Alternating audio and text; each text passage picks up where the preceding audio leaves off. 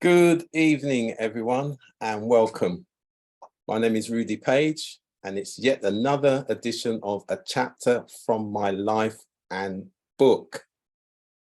And of course, it's still Black History season for us, which runs from February right through till October. And of course, here in the UK, it's Black History Month. So I'm really pleased this evening, this afternoon, this morning, depending on where you are, we have Rose Johnson. Good evening, Rose. Good evening, Rudy. Oh, it's such a pleasure to actually see you in person.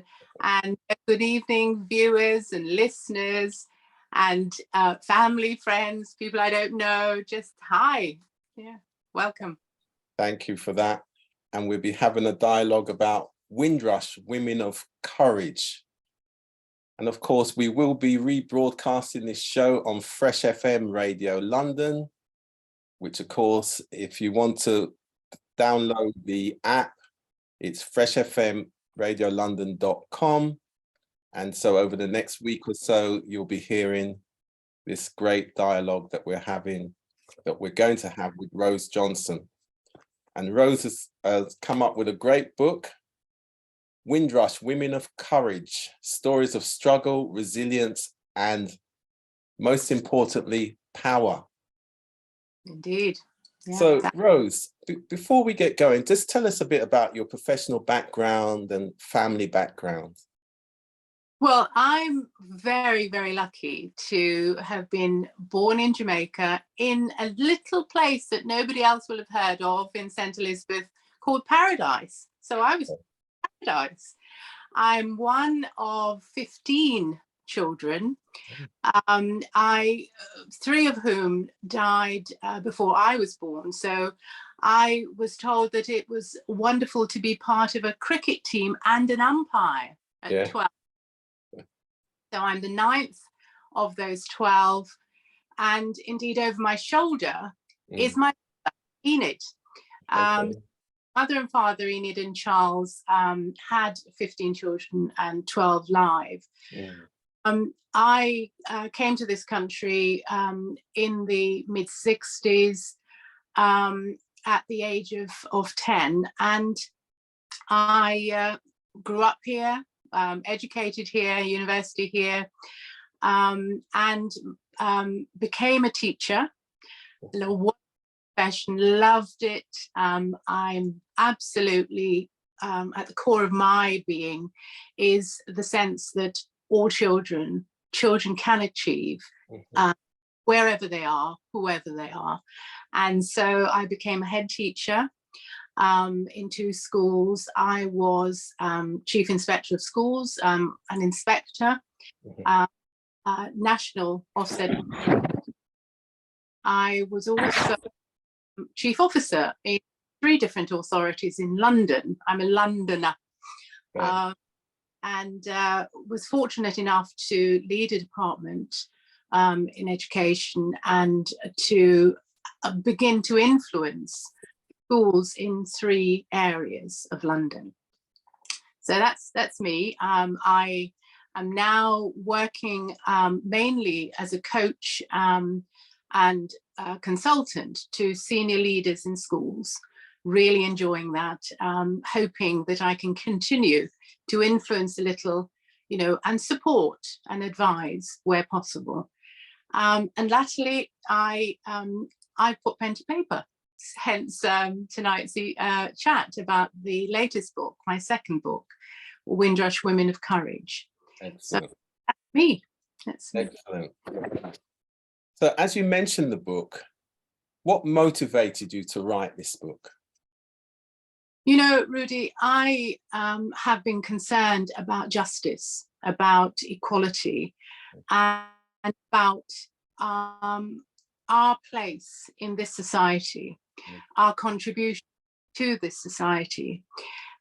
We're hearing so much more about the Windrush generation. And actually, I'm not sure everybody knows exactly what that is.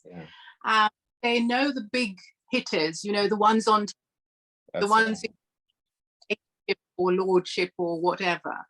But there are amazing people who've contributed to this society, ordinary lives, but extraordinary contributions. And I wanted to capture some of their voices.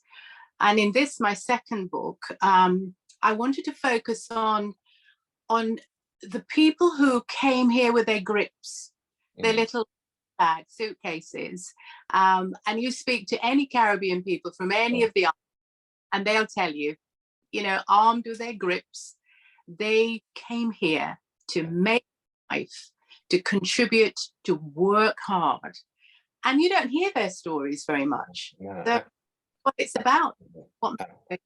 Absolutely. And just to kind of inform our viewers and listeners, so broadly speaking, the Windrush era is between 1948 and 1973, which of course includes those of us who may have been born here in the UK, as well as those who've come, you know, either as teenagers or adults. So it is an important era, 75 years next year. And it's great that you're doing the type of work that you're doing. So when you interviewed the four elders, that Vida, Rita, Dorel, and Constance, what kind of surprised you as you listened to their stories of their journeys from home and the life that they eventually led here in the UK? I think what surprised me was their strength. You know, that wasn't just a we've come over, we've got, you know, we've left that homeland and we've landed in the UK, whether it's in London, up in, you know, gone down to Bristol or wherever. It's the time and time again, that strength, that resilience. And that's why I wanted it in the title. You get your knock back and you bounce back and you dig deep, and you know, that grit, that and honestly, I looked at each of those women in turn, and one of them is 100. She was 100 in June. You know, woman, Vida, my goodness, what a woman. You know, people talk, there's a lovely expression in the Caribbean. Some of those women are little, but they're talawa. Talawa, yes. And that talawaness, that strength. My goodness, that it surprised me that even in their 80th year, their 90th year, up to 100 and a bit, that strength, you can still see it there. It's in here. It shines out of their eyes. They have a lot to tell us. And the fact that they, you know, they journeyed in the way they did, they left, honestly, they had challenges back home. And you can see it and hear it in the voices through the book. But they had some help, you know. There were people met, whether it was, you know, an auntie who had taken them in, and they had the model, if you like, of that entrepreneurship that honestly we Caribbean people have it. We may not show it all the time, but you know, finding that little bit, you know, it's looking for ways to make a bit of money, to help children over, you know, to pay for schooling or whatever. Partner. And partner, oh my goodness, it's their, you know, it's their bank, and they're still doing partner today. And we say partner, not partner, you know. That throwing a hand of partner, honestly, it really, the prize for me, the question was that shining of resilience, that shine that was still there. And they brought their families up. They had that second, you know, that second generation of people, and the third, you know, the grandchildren. Grandchildren, wonderful.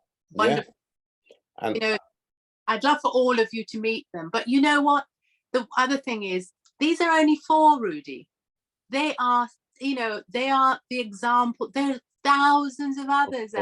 Of course. But getting back to Vida, I noticed in the book that there's a lot of coverage of Vida. So what was your thinking behind that? In terms of, when I listened to her, and this was a woman who had so much going on in her life in Jamaica, as it happened. Exactly, that's what I thought. Yeah. And she was at the end of that war. She was talking about shortages of bits and pieces. She was, when you read this, as you have done, the story, here's someone who had already experienced changes in her life. So I really, as I listened to her talk about how even her loss of her mother as a toddler, and her father with his porridge, that she still, and the smell of it is something that comes back to her. She was moved to other family, and if you look at her journey, she'd already experienced a number of life, and beginnings of that resilience was already at the heart of who she was. So I felt it was important to tell her story in depth, and I hope I got it, in her voice throughout her life. But that was important. So yes, I did focus rather on Vida, this 100-year-old, woman who is still, her body may be, not, she's in a pain, but her mind is sharp, That's great. Yeah, and there are others like this that we haven't even, we haven't got to their stories, but I'm hoping in the listeners and viewers that talk to our elders. They have some amazing things to tell you. They really do. And you're so right. And of course, what they've experienced, it can be so valuable. And there's some great lessons for us today and our children's children. Yes. So you're so right. So was there any sense of regret expressed by them in relation to those life-changing travel and relocation? Or did they feel it was largely a positive thing to have done in terms of, their life, their developments, their ambitions? I mean, there certainly were regrets in some of the parts of their journey, and some of it comes across in the book. Relationships sometimes were disappointing to them. They felt let down about certain things that had happened, and there was some pain in parts of that. And I hope when you read the book that you see that and hear that, but it's how they dealt with it. But in terms of regretting coming here, no. Their children, they did the most wonderful job of nurturing, protecting, guiding their children, and moving on to their grandchildren, great grandchildren. You see some of that same positive look, you can do it, that ambition is still there.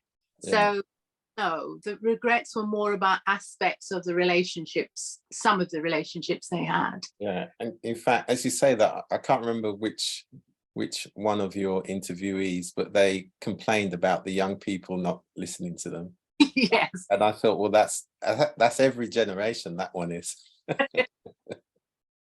Well, it certainly is. It was Rita. I mean, Rita was what a wise, the wisdom that you hear, and hopefully it comes across in the reading of these women is it's worth listening to, actually. Of course. So were there any echoes of familiarity between your own life and work and that of the women that are featured in your book? Oh, absolutely. I think the strangeness, the oddness of welcome, and sometimes lack of welcome. I remember some of that myself. I wanted this particular room with my mother behind me, because one of my is not having written her story.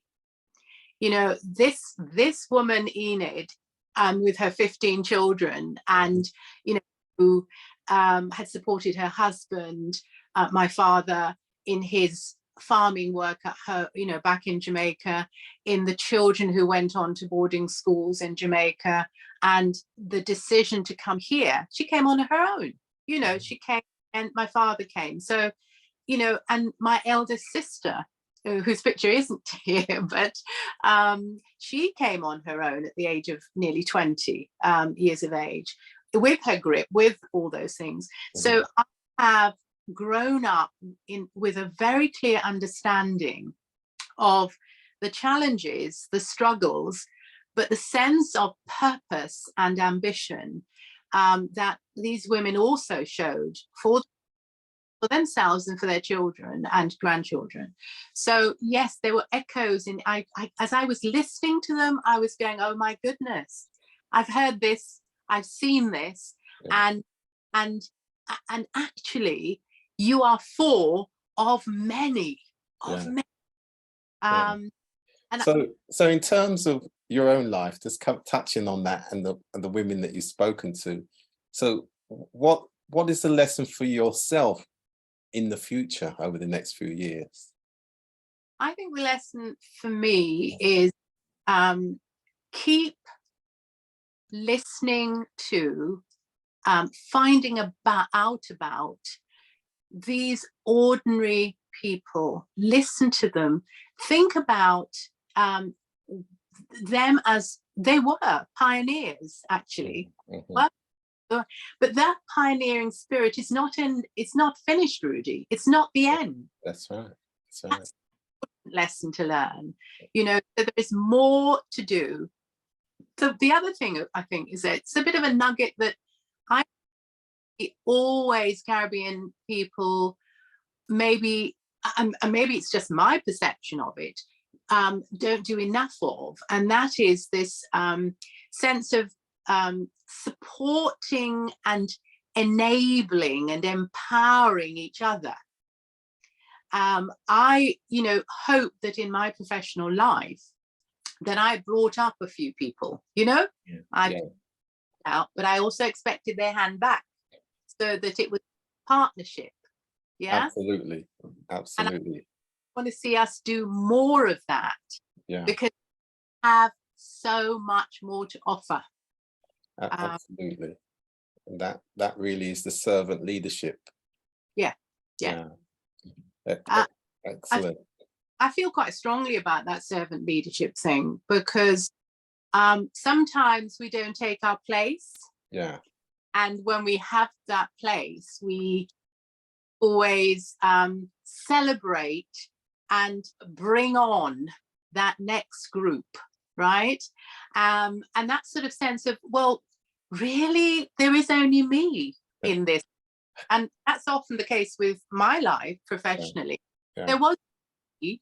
I was one. I can tell you who the other other person of color in my university year was. I could tell you that because there were only two of us. And you know, whilst you see more people of color on the adverts on telly in the last, you know, 18 months, that's just one layer, man. That's just like, there's more to it. It's much more systemic. We've got a lot to do.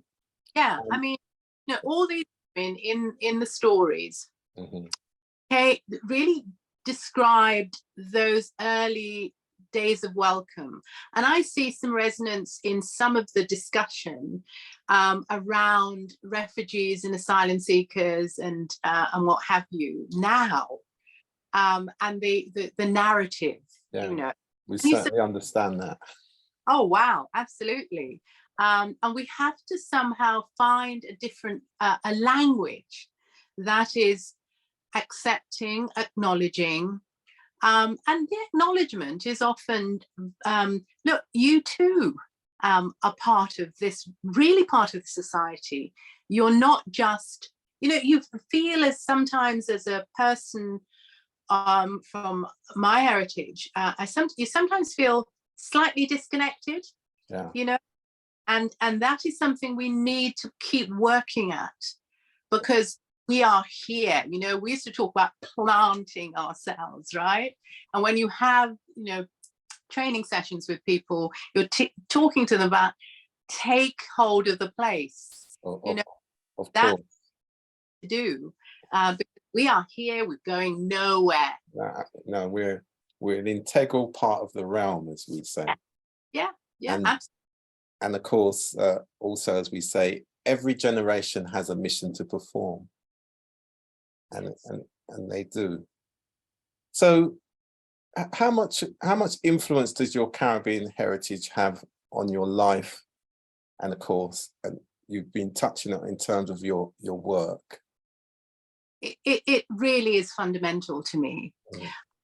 I remember having quite a disagreement with somebody fairly close to me about the perception of people sometimes, it's the way you speak, the fact that you had an education in this country, makes you different. Well, actually, you may speak a way, but you know, if in yourself, your identity, your place is actually one of knowing who you are.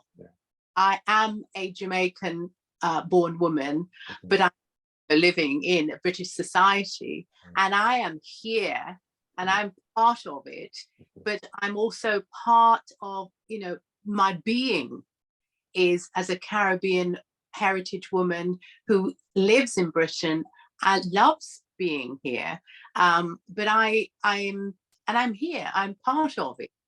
But being, I'm thinking about when I was a head, I can think of one of my headships was in quite a poor area.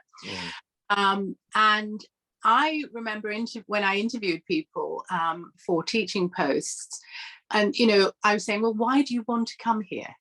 And they'd be saying, oh, I want to, you know, do good for these unfortunate children. I'm going, don't come here, because I don't want you doing good for them. I want you to teach them well. Yeah, of course. Make sure that they are exposed to a rich education and that they have the opportunity there to get where you've got to. That's what I want. I don't want you to, you know, pat them on the head and you know, say they're, you know, with low expectations. No. So that's part of me, maybe me as a person, but I feel me as a person is I am a you know, a Black woman. And actually that is important part of who I am. Loved the fact that I was, you know, I can think of some white working class parents who I saw some resonance in some of the things that they were struggling with and challenged by.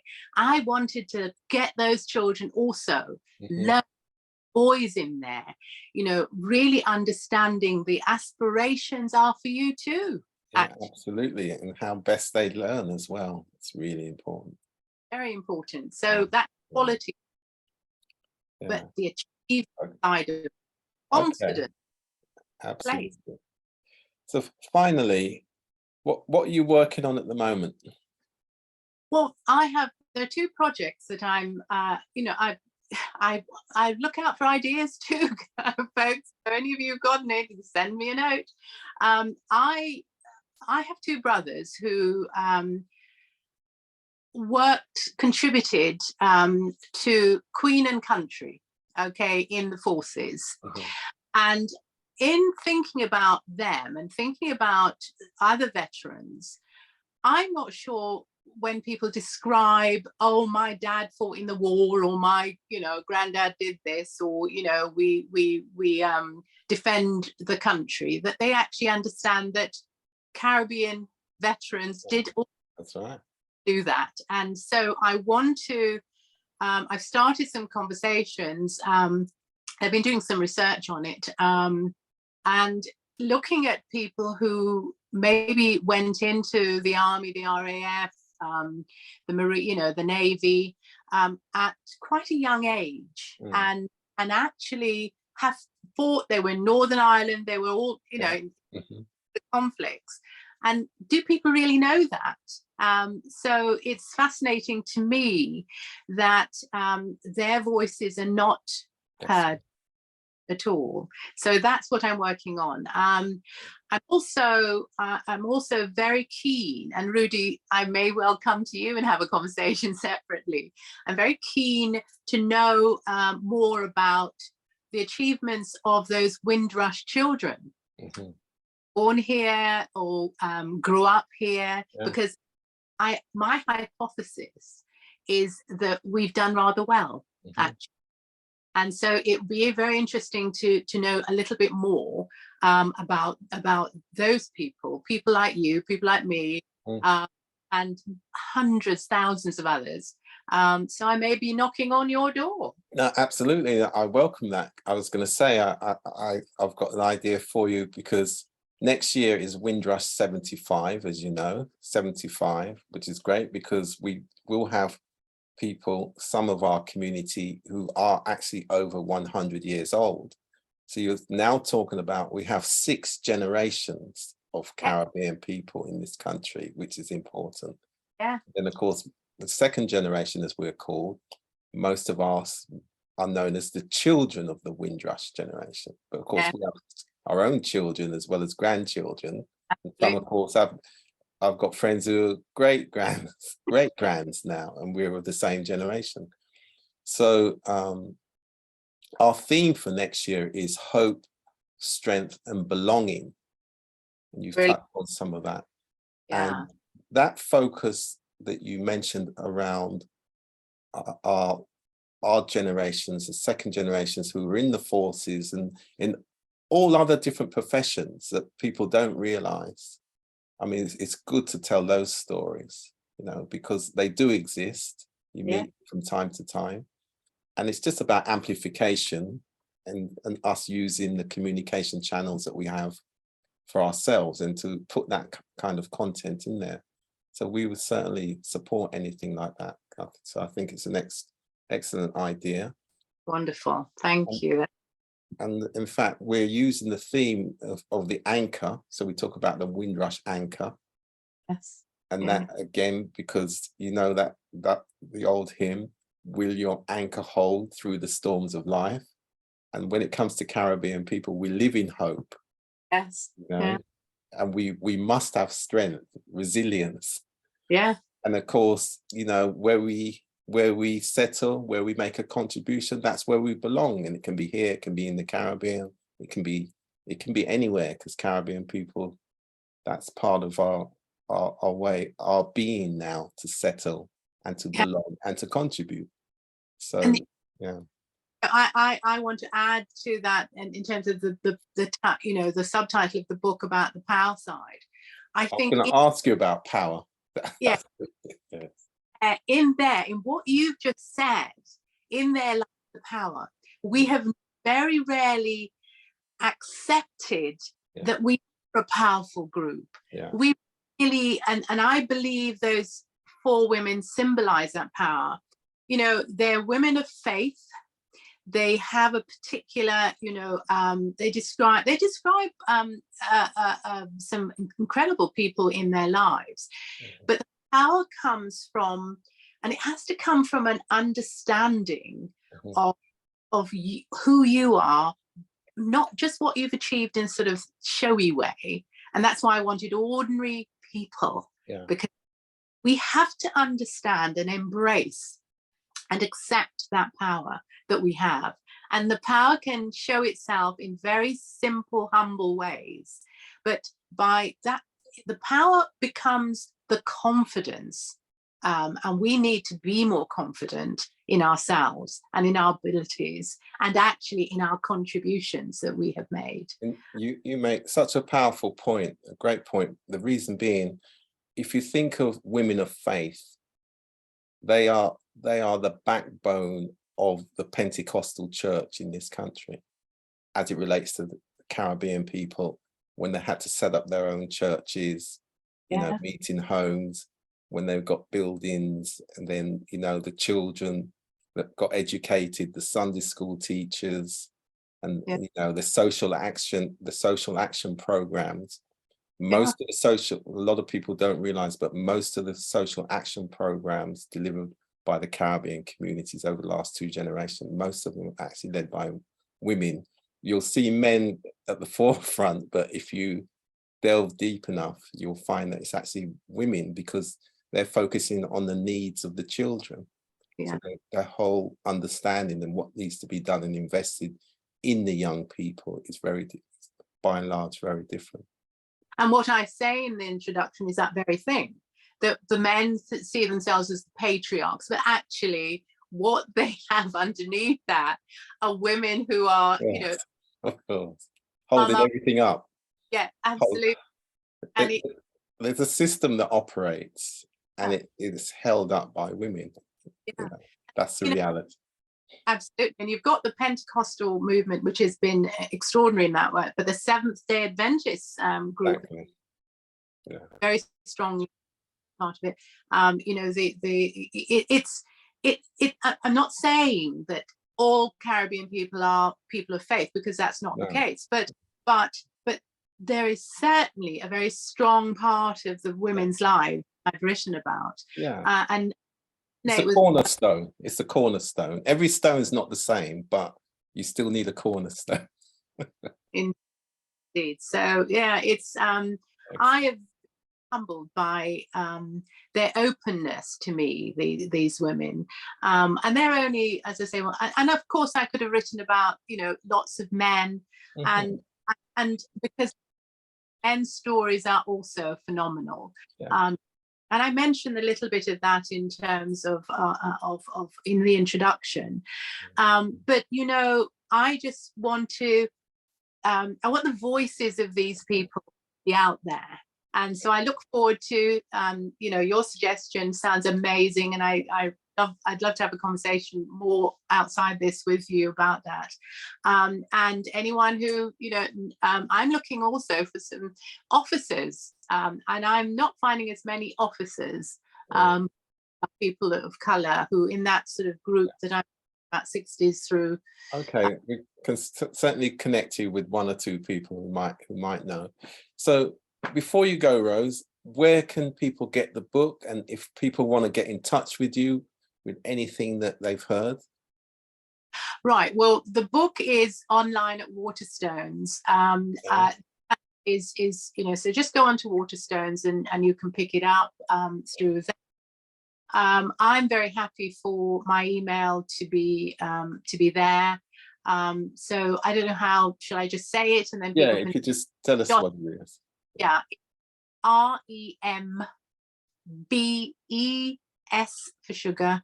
So rembesjohn, JOHN, at iCloud.com. rembesjohn at iCloud.com.